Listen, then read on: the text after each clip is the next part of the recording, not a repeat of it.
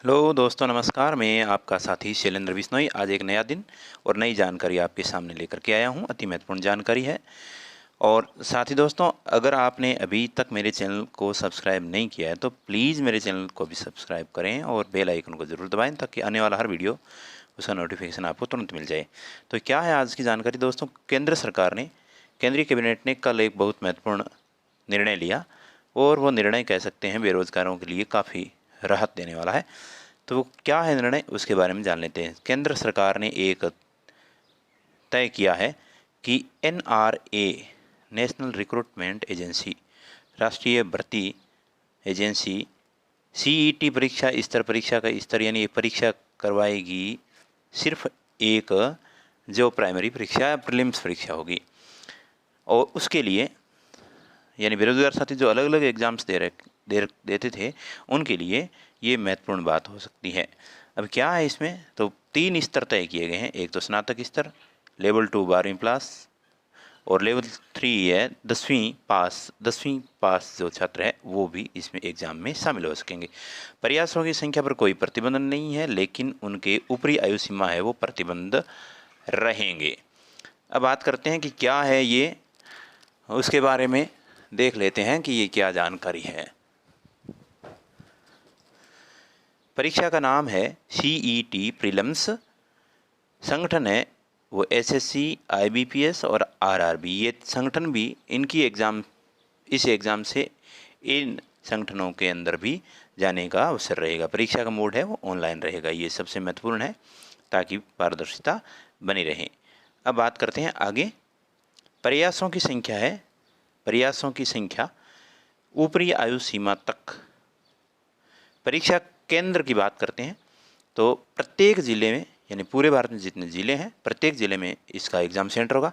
आयु सीमा की छूट की बात करते हैं तो आयु की छूट है वो सरकार के मानदंड के अनुसार रहेगी। अब महत्वपूर्ण पॉइंट्स क्या है, वो एक ये है, सीईटी परीक्षा केवल चयन के प्रारंभिक या चरण 1 के लिए आयोजित की जाएगी। परीक्षा के अन्य चयन प्रक्रिया चरण जैसे मेंस परीक्षा, फिजिकल टेस्ट या मेडिकल टेस्ट व्यक्तिगत संगठनों द्वारा आयोजित किए जाएंगे। यानी जो जिनको आवश्यकता है अपने विभाग में भर्ती कराने की, तो वो सेकंड जो है वो उस वरीयता में से उठाए जाएंगे और उनका आगे के चरणों के लिए वो खुद तय करेंगे। जैसे आरआरबी हो सकता है, और उसी प्रकार ये बैंकिंग क्षेत्र की जो भर्ती होती है वो अपने विभाग के अनुसार करेंगे। अगला निर्णय अब है, क्या है national recruitment agency CET syllabus, उसके बारे में थोड़ी जानकारी ले लेते हैं। तो ये विस्तारित नहीं होने वाला है। 10वीं 12वीं और स्नातक स्तर के लिए छात्र हैं उनके लिए अलग अलग एग्ज़ाम्स होंगे। वो जिसके लिए एग्ज़ाम देना चाहें वो दे सकते हैं और उसी हिसाब से आगे भर्ती में जाने का है वो अवसर रहेगा। और साथ ही में दोस्तों बताने वाला, बड़ी संख्या में भर्तियां हैं वो आने वाली है। ग्रेजुएट स्तर की बात करते हैं तो एनआरए सिलेबस क्या है, तो सबसे पहले ग्रेजुएट यानी स्नातक स्तर के हैं उनकी सामान्य बुद्धि और तर्क, सामान्य जागरूकता, मात्रात्मक रुझान और अंग्रेजी की समझ होनी अति आवश्यक है। अब आगे देख लेते हैं 12वीं के लिए क्या होगी। 12वीं के लिए है सामान्य अंग्रेजी, सामान्य बुद्धि तर्क मात्रा, योग्यता, मूल अंकगणित कौशल और सामान्य जागरूकता। ये 4 पार्ट्स हैं। इसी पर आपका प्रीलिम्स एग्ज़ाम होने वाला है। 10वीं के जो बच्चे हैं अगर वो तैयारी कर रहे हैं तो उनके लिए क्या रहेगा, सामान्य विज्ञान 10वीं तक का, गणित 10वीं तक का, सामान्य जागरूकता मूल स्तर, सामान्य अंग्रेजी बेसिक लेवल, हिंदी स्थानीय भाषा, हिंदी या स्थानीय भाषा ये वैकल्पिक रहेगा। यानी आप हिंदी ले सकते हैं या स्थानीय भाषा जो भी है उस हिसाब से आप उसका चयन कर सकते हैं। तो ये 10वीं तक के जो छात्र हैं उनके लिए रहेगा। अब आगे चलते हैं, इसमें 10 खास बातें क्या होने वाली है। तो एक तो खास बात मैं बता देता हूँ सीधी सी, कि आपको अनेक प्रकार की परीक्षाओं के लिए गुजरना या जाना नहीं पड़ेगा। चयन प्रक्रिया है वो सबसे पहले होगी, आसान हो जाएगी। मंत्री जितेंद्र सिंह ने उन्हें बताया है कि ये चयन प्रक्रिया है वो बहुत ही ईजी हो जाएगी। सभी जिलों के अंदर परीक्षा केंद्र होगा तो सबसे बड़ा फ़ायदा होगा। जो अभ्यर्थी दूर दूर जाकर एग्ज़ाम देने जाते थे उनके लिए फ़ायदा होगा। दूसरा महत्वपूर्ण बात यह है कि ये प्रमाण पत्र वो 3 साल तक वैध होगा। और अगर आप चाहें कि अपने अंकों में और सुधार सुधार करना चाहेंगे तो हर साल ही एग्ज़ाम होंगे, आप उसमें एग्ज़ाम देते रहिएगा, आपका वरीयता क्रम है उसी प्रकार बनता रहेगा। स्वायत्त संस्था की तरह ये काम करेगी, एक स्वायत्त संस्था होगी, किसी प्रकार का दबाव नहीं होगा।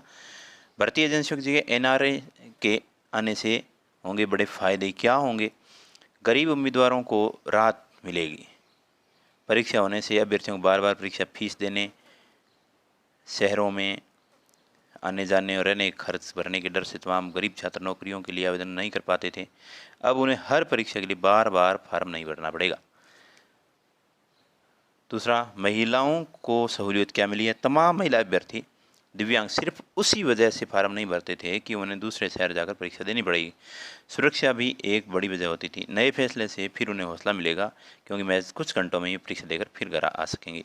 ये महिला और दिव्यांग जो अपने बंधु हैं, उनके लिए बहुत दिक्कतें आती थी, वो दूर तक एग्ज़ाम नहीं दे पाते थे और अपनी योग्यताएँ वो छिप करके रह जाती थी। अब देखते हैं आगे।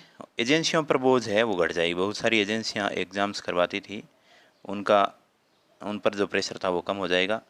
राज्य सरकारों को भी लाभ। केंद्र राज्य सरकारों के साथ राष्ट्रीय भर्ती एजेंसी की ओर से परीक्षा का परिणाम साझा करेगी। राज्य इसे स्वीकार करते हैं तो राज्यों में नियुक्तियां भी इसी से हो सकेगी। बाकी इस केंद्र सरकार की ये योजना है, केंद्रीय भर्तियों के लिए है। अगर राज्य चाहे तो क्वालिटी जो निकल करके बच्चों की आती है वो अपनी भर्तियों में शामिल कर सकते हैं। केंद्रों के विकल्प दे सकेंगे। जल्दी एक सामान्य पोर्टल पंजीकरण और परीक्षा केंद्र विकल्प देने की सुविधा होगी। उपलब्धता के आधार पर केंद्र आवंटित होंगे। पहले भी ऐसा होता था कि, लेकिन अब तक परीक्षा होने से ज़्यादा फायदा होगा। एक साथ लाखों का टेस्ट हो जाएगा, ये सबसे बड़ी बात होगी। इसके लिए बहुत सारा संसाधन जोड़ने की जरूरत नहीं होगी, खर्च भी काफ़ी कम आएगा, पारदर्शिता बनी रहेगी, सब कुछ ऑनलाइन होगा। तो ये सबसे बड़ी बात है। पंजीकरण है, रोल नंबर है, प्रवेश पत्र है, अंक पत्र है, मेरिट लिस्ट है, सब कुछ ऑनलाइन जारी किया जाएगा। किसी तरह की फिजिकल वेरिफिकेशन की ज़रूरत नहीं होगी और धांधली रोकने में ये बहुत मददगार साबित होने वाला है। तो कह सकते हैं बहुत बड़ा निर्णय है बेरोजगारों के लिए, जो तैयारी कर रहे हैं उनके लिए बहुत ही बड़ा या सुकून देने वाला है। आंकड़ों की बात कर लेते हैं। कुछ एक आंकड़े मेरे पास है। 6,83,823 पद रिक्त है केंद्र सरकार के विभिन्न विभागों में।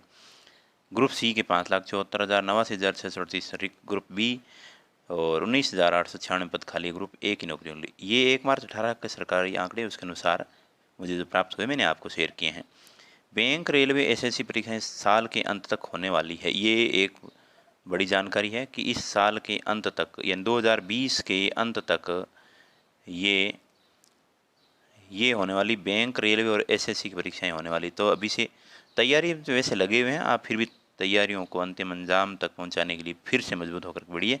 10वीं 12वीं स्नातक 3 स्तर की परीक्षा होगी, जैसे मैंने आपको बताया। परीक्षा में बैठने की कोई अधिकतम सीमा तय नहीं होगी। इसमें आप जितनी बार चाहें उतनी बार परीक्षा दे सकेंगे और ये जो स्कोर कार्ड है वो 3 वर्षों तक मान्य होगा। 12 भाषाओं में होगी सीईटी परीक्षा। 12 प्रकार की भाषाएं होंगी। परीक्षा के प्रश्न एक संयुक्त प्रश्न बैंक से लिए जाएंगे। एक तरह के पदों के लिए एक परीक्षा होगी। ये बात समझ लीजिए थोड़ा। अलग अलग विभागों में एक ही तरह के सरकारी पदों के लिए एक ही परीक्षाएं कराई जाएगी। राष्ट्रीय भर्ती agency group B, group C गैर तकनीकी पदों के लिए साझा पात्रता परीक्षा के लिए उम्मीदवारों की छंटनी या स्क्रीनिंग करेगी, ग्रुप बी और ग्रुप सी के लिए। बात आई है ये।